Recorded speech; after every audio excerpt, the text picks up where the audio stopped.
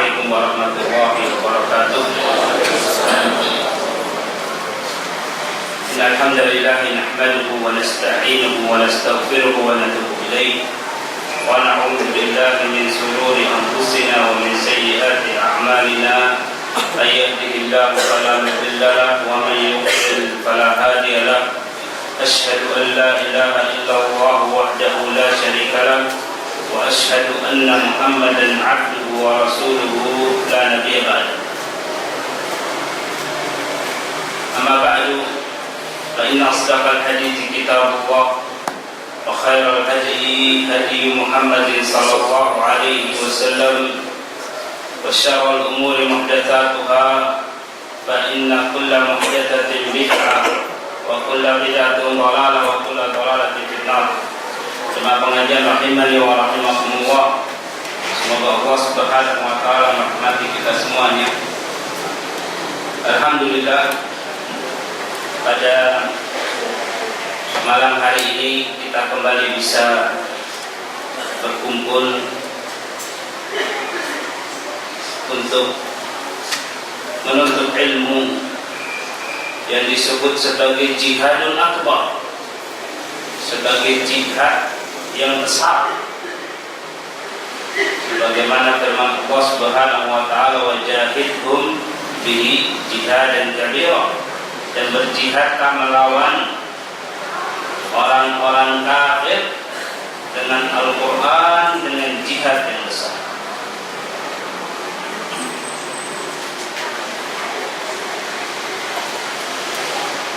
Jemaah pengajian rahimani wa rahimakumullah, semoga Allah Subhanahu wa taala merahmati kita semuanya. Apalagi kita berada di 10 hari pertama di bulan Dzulhijjah,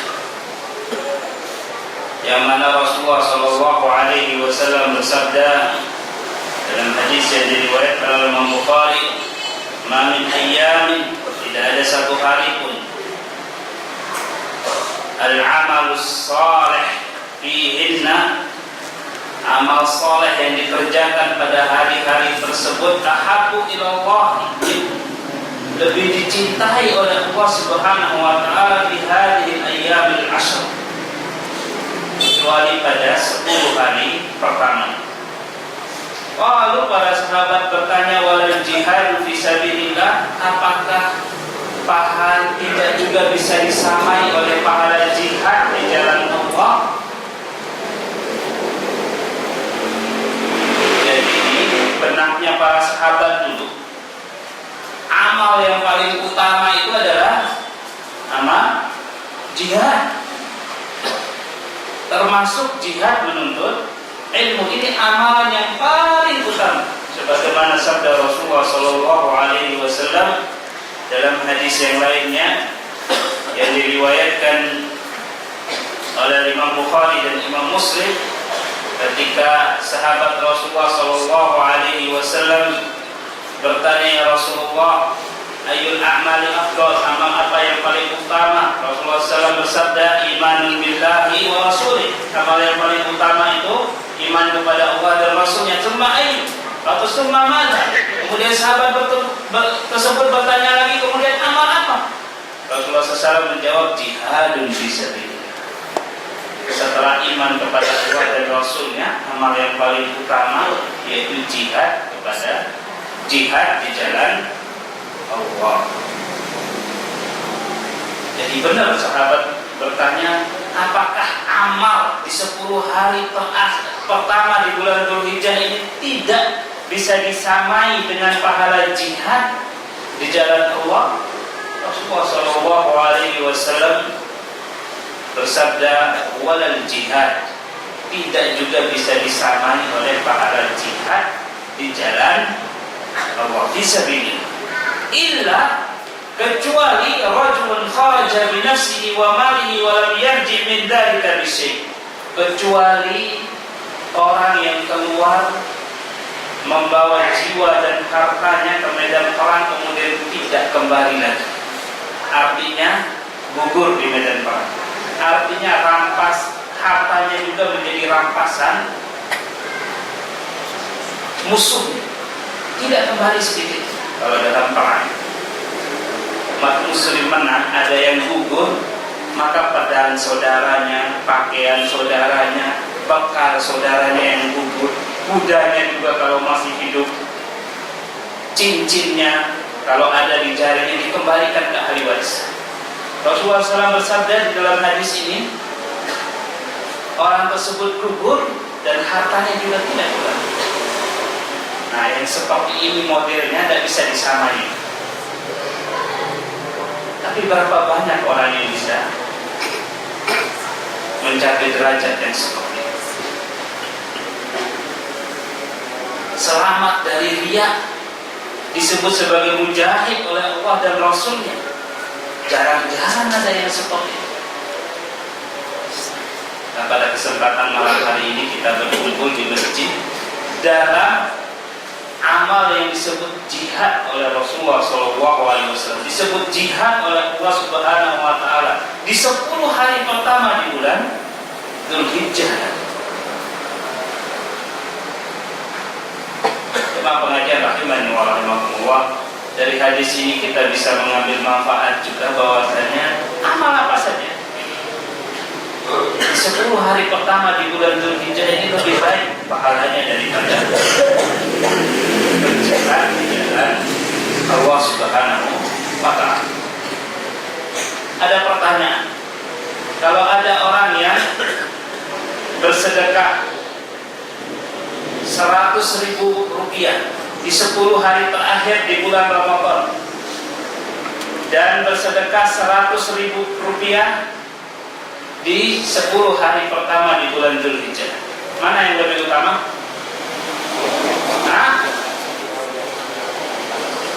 Yang pertama apa yang kedua? 10 hari terakhir di bulan Ramadan atau 10 hari pertama di bulan Dzulhijjah? Ya, 10 hari pertama di bulan Dzulhijjah, karena Rasulullah SAW bersabda demikian, mamin ayyamin, tidak ada satu hari pun yang amal soleh di situ lebih baik, lebih dicintai oleh Allah Subhanahu Wa Taala daripada 10 hari pertama di bulan Dzulhijjah. Rasulullah SAW puasa paling banyak selain Ramadan di bulan apa? Sya'ban. Mana yang lebih utama, puasa di bulan Sya'ban apa puasa di bulan 10 hari pertama di bulan Dzulhijjah? Puasa di 10 hari pertama di bulan Dzulhijjah, apalagi puasa di hari Arafah. Rasulullah SAW bersabda dalam hadis yang diriwayatkan oleh Imam Muslim, yukaffiru as-sanatal madiyah was-sanatal baqiyah. Jadi puasa di hari Arafah itu menghapus dosa yang setahun sebelumnya dan setahun setelahnya. Kalau puasa Ramadan dengan puasa 10 hari pertama di bulan Dzulhijjah, mana yang utama? Puasa Ramadan. Kenapa? Karena puasa Ramadan itu puasa wajib, sedangkan yang di bulan Dzulhijjah ini puasa sunnah. Di mana-mana, kapanpun amal yang wajib itu lebih utama daripada amal yang sunnah.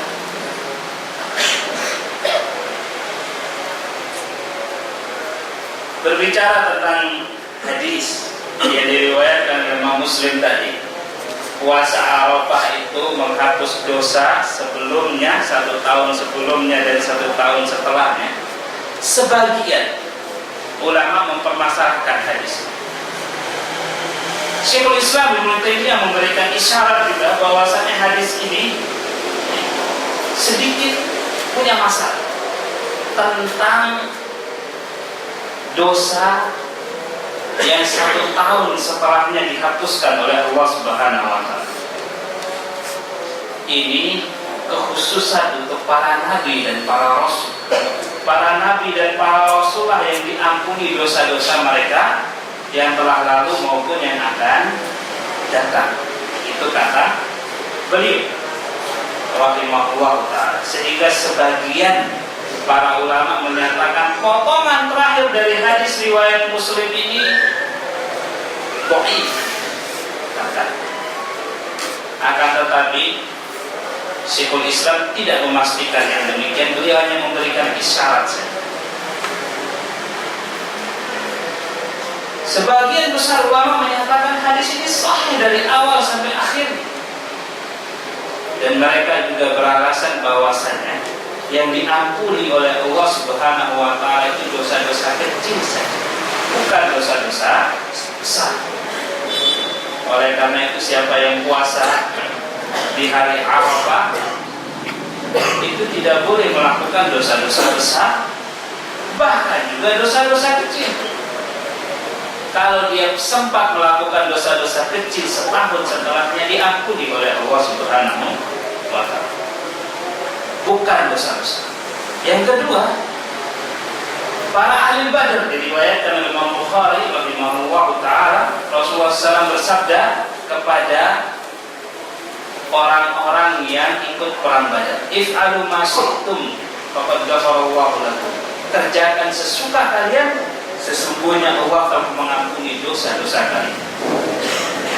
Ini berarti bahwasanya pengampunan untuk dosa-dosa yang akan datang tidak hanya khusus untuk Rasulullah SAW, bisa untuk orang lain, untuk selain Rasul dan Nabi, bagi mereka yang mengamalkan amalan-amalan yang utama di sisi Allah Subhanahu wa taala. Termasuk perang Badar. Allah Subhanahu wa taala telah melihat hatinya para sahabat yang ikut perang Badar, sehingga Allah Subhanahu wa taala menjamin pengampunan bagi dosa-dosa yang akan mereka kerjakan di kemudian hari, yang kecil maupun yang besar. Akan tetapi kalau puasa Arafah cuma dosa kecil, sebagaimana hadis-hadis yang berbicara tentang pengampunan dosa seperti wudu, seperti salaman, itu semuanya menghapus dosa-dosa kecil, bukan dosa-dosa besar. Jemaah pengajian rahimani wa rahimakumullah, semoga Allah Subhanahu wa taala merahmati kita semuanya. Jadi amalan sekecil apapun di 10 hari pertama di bulan Dzulhijjah ini lebih afdal daripada jihad di jalan Allah Subhanahu wa taala. Apalagi yang bersedekah dengan daging kurban. Bersedekah dengan daging kurban itu jelas merupakan amalan yang besar di sisi Allah Subhanahu wa taala, bukan amalan yang kecil. Jemaah pengajian rahimani wa rahimakumullah, semoga Allah Subhanahu wa taala merahmati kita semuanya.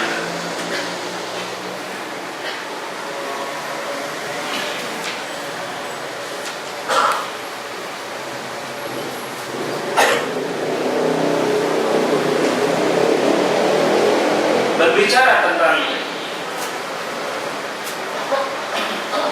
korban,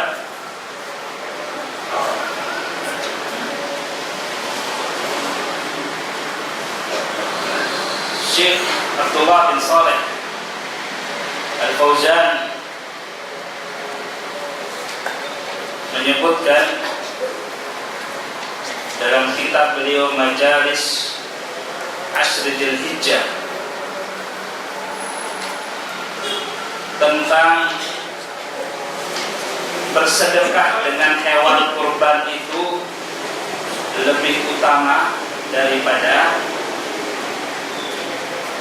sedekah yang lain.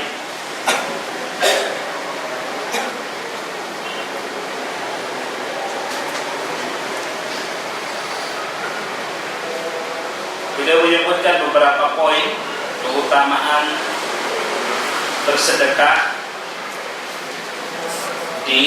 dengan berkurban. Yang pertama, bahwasanya berkurban itu di situ ada menumpahkan darah hewan, ada ibadah menyembelih yang jelas ketika menyembelih itu orang yang berkurban hendak mengagungkan Allah Subhanahu wa taala dan hendak mengangkat syiar Islam. Ini berbeda dengan sedekah-sedekah yang lain. sedekah-sedekah yang lainnya, di situ tidak ada menyembelih, tidak ada menumpahkan darah untuk korban di sisi Allah Subhanahu wa Ta'ala. Dan kadang orang bersedekah yang lainnya itu kadang sembunyi-sembunyi. Kalau kurban tidak bisa sembunyi-sembunyi. Ini adalah syiar. Karena kita dianjurkan, diperintahkan untuk membagi hewan kurban kita kepada fakir miskin, kepada tetangga-tetangga kita sebagai hadiah, sebagai sedekah, kepada keluarga-keluarga.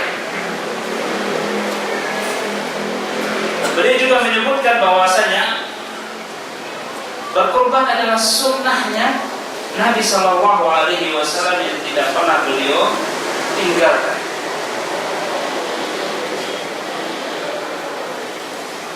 Seandainya Rasulullah Shallallahu Alaihi Wasallam menganggap sedekah biasa lebih afdol daripada berkurban, niscaya beliau tidak akan mengumpulkan uang sejumlah 1 dinar, 2 dinar untuk membeli kambing. Beliau hanya sedekah saja langsung selesai urusan. Akan tapi beliau Shallallahu Alaihi Wasallam mengumpulkan uang untuk beli kambing, menyembelihnya sendiri, dan beliau Shallallahu Alaihi Wasallam menyebutkan hadza minni, ini dariku dan dari keluarga, ini dariku dan dari umat. Ini sunnahnya Rasulullah Shallallahu Alaihi Wasallam yang harus kita hidupkan.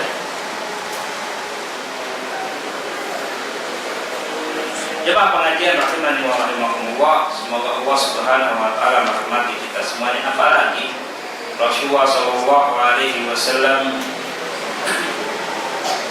bersabda dalam hadis yang diriwayatkan oleh Imam Ahmad, Imam Ibnu Majah, Imam Al-Hakim, man wajada sa'atan falam yudhi fala yaqrabanna musalla. Barang siapa yang punya keluasan rezeki, artinya dia punya uang lebih, ada uang untuk makan, ada pada hari raya, kemudian dia punya uang lebih seharga kambing, atau yang paling murah seharga domba yang umur 6 bulan. Punya dia uang untuk beli domba yang umurnya 6 bulan, karena ini lebih murah daripada harga kambing yang umurnya 1 tahun. Beliau SAW bersabda, falam yubahi, tapi dia tidak melakukannya, fala yaqrabanna musallana, jadi jangan dekat-dekat dengan tempat sholat. Jangan sekali-kali, disebutkan jangan sekali-kali, bukan hanya jangan saja, jangan sekali-kali dia dekat dengan tempat sholat. Oleh karena itu para ulama sebagian menganggap berkurban ini hukumnya wajib, bukan lagi sesuatu yang sunnah. Kenapa yang sunnah yang dikenal? Kenapa orang mengenal hukumnya sunnah? Karena memang jumhur ulama menyatakan ini sunnah. Jumhur ulama menyatakan berkorban ini hukumnya sunnah. Tapi kalau kita dengar hadis yang diriwayatkan oleh Imam Ahmad, Imam Ibnu Majah, Imam Al-Hakim, ngeri juga kita dengarnya. Rasulullah SAW bersabda, jangan sekali-kali dekat dengan tempat sholat. Itulah pengajian rahimani wa rahimakumullah. Semoga Allah Subhanahu wa Ta'ala merahmati kita semua. Jadi selain Rasulullah SAW menghatrik orang-orang yang tidak berkorban, selain Rasulullah SAW menyebutkan bahwasanya berkorban ini salah satu amal sholeh yang lebih afdal daripada jihad di jalan Allah Subhanahu wa Ta'ala. Dan berkorban pada hari raya dan hari tasyrik itu tidak bisa dilaksanakan, keutamaannya tidak bisa dikejar dengan kurban-kurban yang lain di hari-hari yang lainnya. Tentu yang seperti ini mesti kita upayakan. Tentu Waktu yang seperti ini harus kita perjuangkan. Bagi siapa yang memiliki kemampuan, segera, jangan ditunda-tunda. Kalau punya uang sekarang, ditabung uangnya sekarang. Satu keluarga cukup, satu cukup.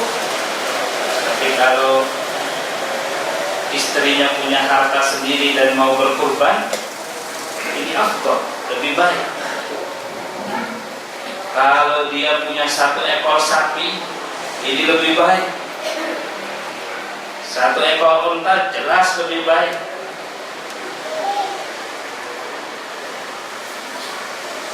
Yang bertanya kemarin tentang apakah 1 bagian dari kita, 1 bagian saja, bukan 1 ekor, 1 bagian kita dari sapi itu yang kita korbankan, apakah itu mewakili keluarga juga? Al-Lajnah Daimah Dewan Fatwa Saudi dan juga Syekh Muhammad bin Shalih Al-Utsaimin menyebutkan bahwasanya berkorban dengan kambing atau berkorban dengan 1 bagian sapi itu mewakili, bisa kita niatkan untuk diri kita dan untuk keluarga kita. Pahalanya didapat oleh kita dan keluarga kita. Keluarga yang mana? Syekh Muhammad bin Shalih Al-Utsaimin menyebutkan keluarga yang 1 rumah dan 1 dapur dengan kita. Kalau 1 rumah beda dapur, tidak masuk. Kadang-kadang ada keluarga 1 rumah, tapi orang tuanya dapurnya sendiri, anaknya punya dapur sendiri. Yang seperti ini tidak termasuk. Jadi yang disebutkan syaratnya yaitu 1 atap dan 1 dapur. Atau lebih pasnya lagi, orang yang menjadi tanggungan, baik tanggungan dapur atau tanggungan rumah. Ini masuk Pak. Jadi kalau anak, menantu, cucu tinggal di rumah, makan bersama 1 dapur, masuk semua. Ya tinggal kepala keluarga, sang kakek, disitulah yang berkorban untuk dia dan anak. Tapi kalau tinggal 1 rumah dan dapurnya beda, tidak masuk. Coba pengajian rahimani wa rahimakumullah. Semoga Allah Subhanahu wa taala merahmati kita semuanya. Sebenarnya banyak masalah yang berkembang di dalam praktek ibadah berkorban ini. Kalau ada yang punya masalah, sekarang waktunya kalau mau bertanya. Ada pertanyaan dan sebagainya, tafadhol silakan. Sebelum kita pindah ke materi yang lain. Ada yang mau bertanya dulu soal korban? Ya. Hadisnya mengenai 1 bagian sama 1 kambing. Ada enggak hadisnya? Ya, Rasulullah Shallallahu Alaihi Wasallam beliau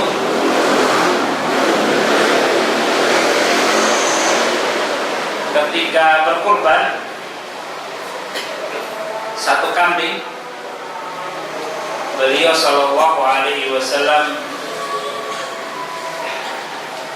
menyebutkan hadza minni, coba saya lihatkan hadisnya dulu. Wa min ahli, ini dariku dan dari keluarga. Sebentar.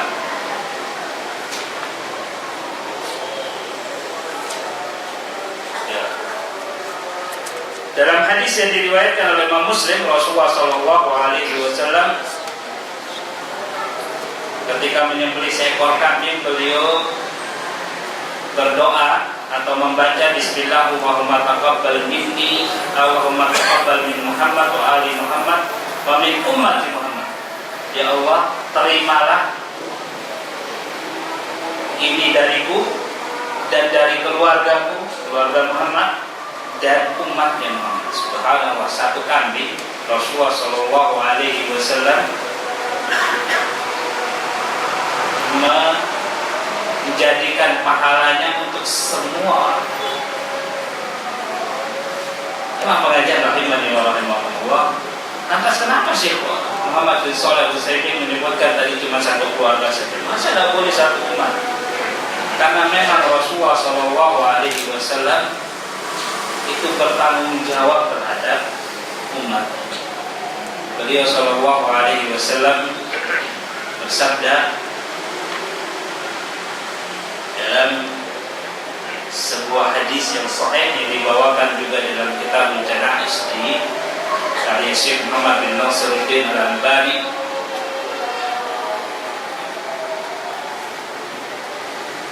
Beliau SAW bersabda, "Wa man la waliya lahu ana wali." Barang siapa yang tidak punya wali, maka saya lah wali dalam masalah hutang. Jadi hutang itu dibayar dengan harta sang mayit. Kalau tidak, maka dengan harta wali-wali, jadi ahli waris. Kalau tidak ada, maka Rasulullah SAW lah yang akan membayar. Itu setelah banyak harta zakat dikumpulkan oleh Rasulullah SAW. Oleh karena itu para ulama menyebutkan hubungan kita dengan Rasulullah SAW seperti hubungan keluarga.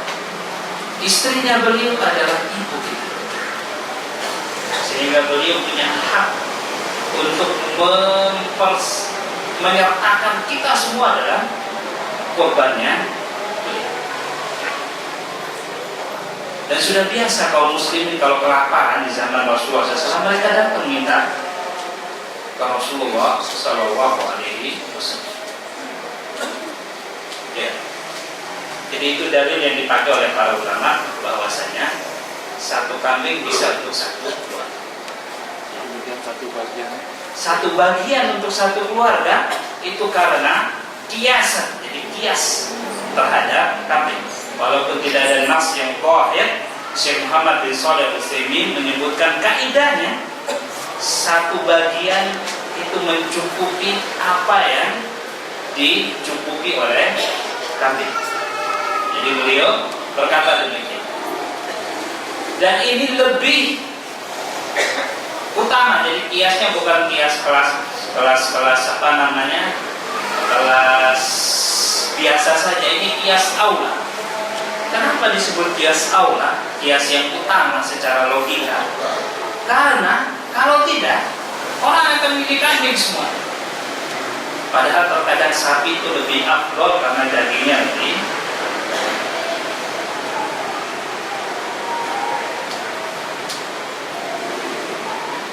Kemudian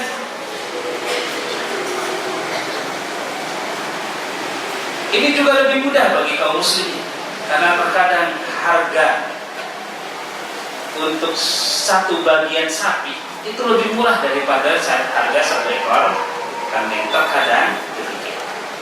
Jadi, dan setiap apa yang lebih mudah dalam agama kita ini lebih disukai. Allah Ta'ala.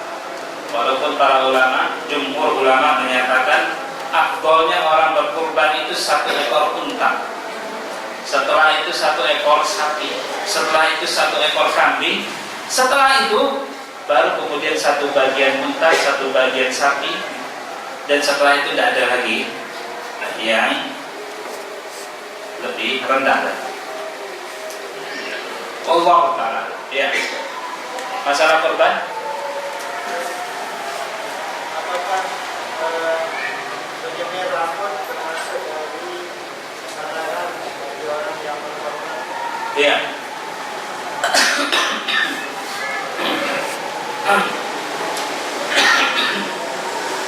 Jadi Rasulullah SAW bersabda, "Man arada ayyubahi fala ya'khudanna syai'an min sya'ri."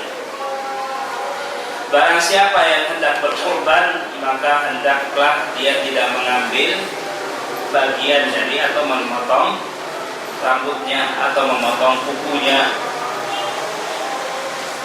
Saya lihatkan hadisnya sahih dan disebutkan juga dalam kitab Bulughul Maram.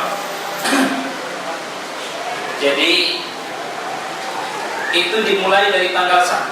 Kalau orang belum berniat di tanggal 1, maka pada saat dia berniat untuk berkurban, pada saat itulah dia tidak memotong kuku ataupun mencukur rambut.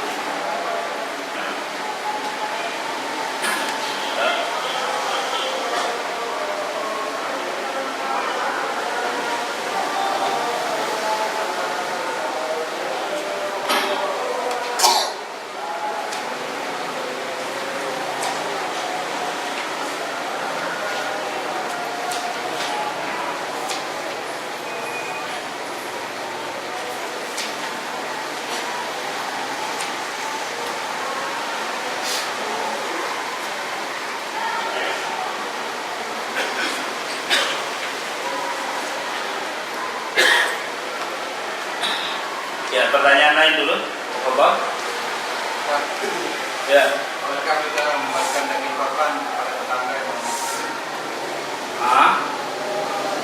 Daging korban kepada tetangga yang non-muslim. Boleh hukumnya sebagai hadiah. Karena daging korban itu bukan hanya untuk fakir miskin.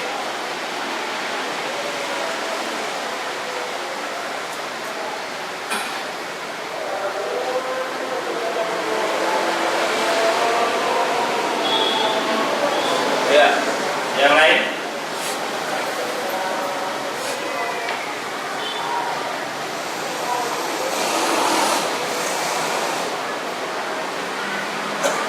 Ya, Rasulullah SAW bersabda dalam hadis yang diriwayatkan oleh Imam Muslim, "Idza ra'aitum hilala dzulhijjah wa arada ahadukum an yudhhi fala yamsik 'an sya'rihi wa adfarihi." Barang siapa jika kalian melihat hilal Dzulhijjah dan kalian hendak berkorban, maka hendaknya dia tidak mengambil sedikit pun dari rambut maupun kuku.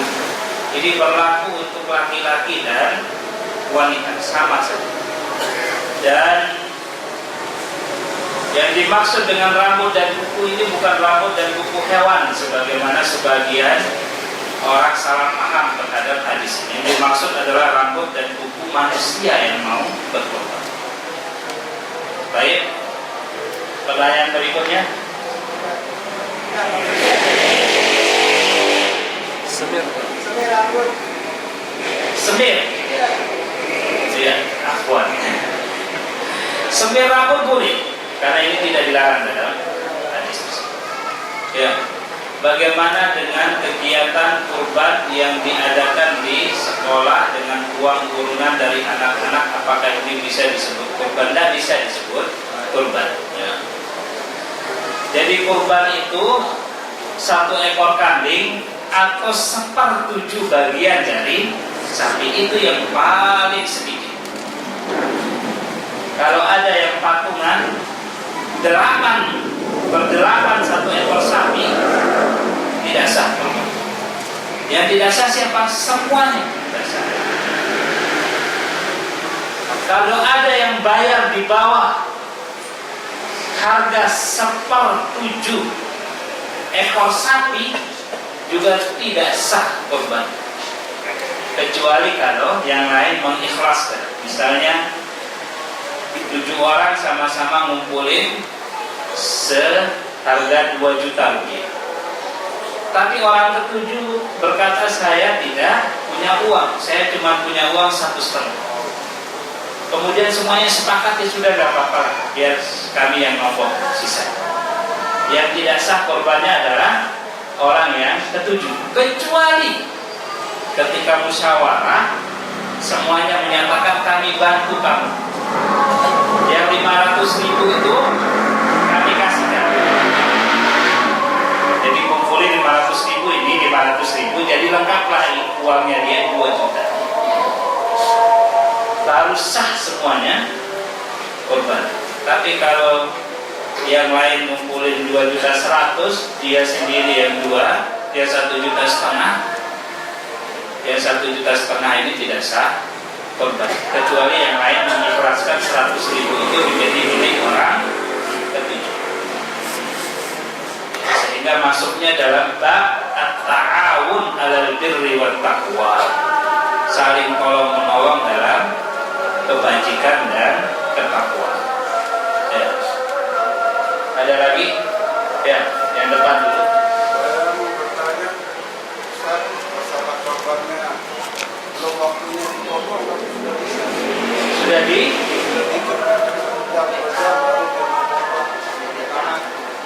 Ya. Wallahu ta'ala alam. Jadi ini masuk dalam bagian al-ihsan, berbuat baik ketika menyembelih. Rasulullah SAW bersabda, barang siapa yang hendak menyembelih, fal yurih dzabihatahu, maka hendaknya dia membuat enak sembelihannya. Jadi membuat sembelihannya itu, hewan sembelihannya itu tidak tersiksa. Jadi kalau dilihat misalnya dia sapi tersebut tersiksa dengan diikat kuat-kuat padahal sebelum disembelih, maka ini bertentangan dengan sabda Rasulullah SAW tersebut. Tetapi ini tidak berkaitan dengan sah atau tidaknya kurban. Ini masuk bagian dari dosa tidak menjalankan perintah Rasulullah SAW atau berbuat zalim kepada binatang. Kecuali kalau binatangnya mau lari, tidak kuat dipegang, nah ini boleh digetong kuat-kuat. Bahkan Rasulullah SAW memuji sahabat yang memanah onta yang lari ketika mau disembelih, dipanah sampai mati.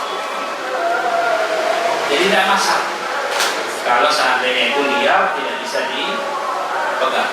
Ya, yang belakang. Berapa?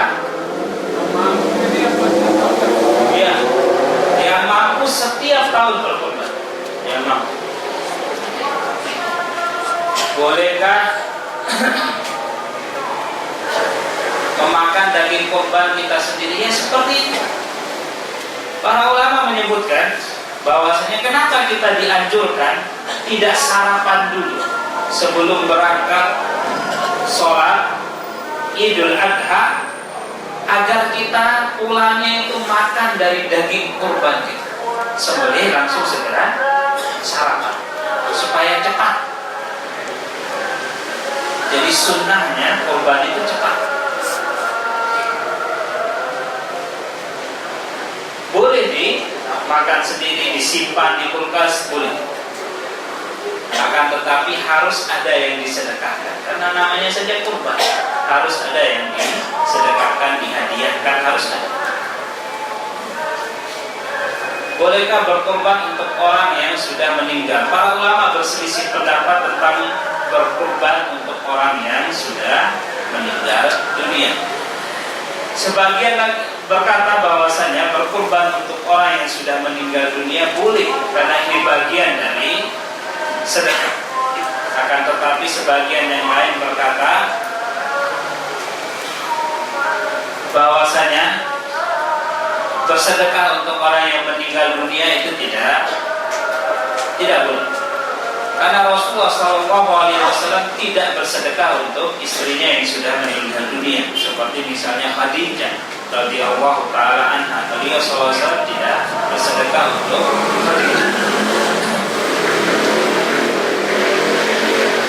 Tapi kalau sang mayit misalnya berwasiat sebelum meninggal dunia, tolong nanti hari raya, kalau saya meninggal dunia, nanti pas hari raya sembelihkan saya kurban untuk saya, atas nama saya, dan itu tidak lebih dari sepertiga hartanya, maka itu wajib dilaksanakan. Misalnya warisannya cuma 3 juta misalnya, kemudian harga kambing 2 juta, ini tidak dilaksanakan, karena wasiat yang lebih dari sepertiga harta itu tidak dilaksanakan. Tapi kalau hartanya 10 juta, harga kambing cuma 2 juta, ini cuma 1/5 harta warisan, maka itu wajib dilaksanakan di korban, disembelihkan korban atas nama sang mayit. Jadi yang wajib wallahu ta'ala alam, sang mayit tidak disembelihkan korban kecuali dia berwasiat dengan hartanya sendiri. Ini yang disebutkan oleh Syekh Shalih Al-Utsaimin. Kebiasaan di kampung dalam berkorban digantungkan kain nama yang berkorban. Mungkin ini untuk membedakan kambing untuk si fulan, kambingnya ini, kambingnya itu, barangkali seperti itu. Kalau untuk membeda-bedakan ini kambingnya siapa, masyruh disyariatkan. Karena orang yang berkorban juga mau ambil dagingnya. Jadi jangan sampai ketukar. Kemudian dalam berkorban, hewan yang dikorbankan harus sehat dan tidak cacat. Namun dalam masa menunggu waktu dikorban terjadi cacat pincang oleh anak-anak dibawa dibuat main-main. Kalau pincang pada waktu pemeliharaan yang seperti ini tidak sah juga. Ala rajih menurut pendapat yang paling kuat, yang seperti ini tidak sah dijadikan korban juga. Tapi dilihat juga pincangnya itu jelas tidak pincangnya. Tapi kalau pincang-pincangnya hanya tidak terlampau kelihatan, itu sah dijadikan korban. Tapi kalau pincangnya sampai jelas kelihatan, apalagi putus kakinya, ya seperti ini, Allahu ta'ala alam, walaupun sebagian ulama menyatakan tidak masalah, Allahu ta'ala alam, afdolnya jangan dipakai untuk berkorban. Terus bagaimana dong kalau begitu? Kita tidak punya uang lagi. Kalau tidak punya uang lagi untuk beli kambing, mungkin untuk ditukar, untuk nombok misalnya nggak ada uang, ya sembelih saja. Semoga Allah Subhanahu wa ta'ala menerimanya sebagai korban. Kalau tidak diterima sebagai korban, itu sedekah untuk amal soleh di 10 hari pertama di bulan Dzulhijjah. Insya Allah juga tidak akan kehilangan. Namanya orang tidak punya uang tidak wajib lagi untuk beli kambing. Tapi kalau dia masih punya uang sisa lagi, beli afdol, lebih afdol. Ya. Adzan dulu tak apa-apa.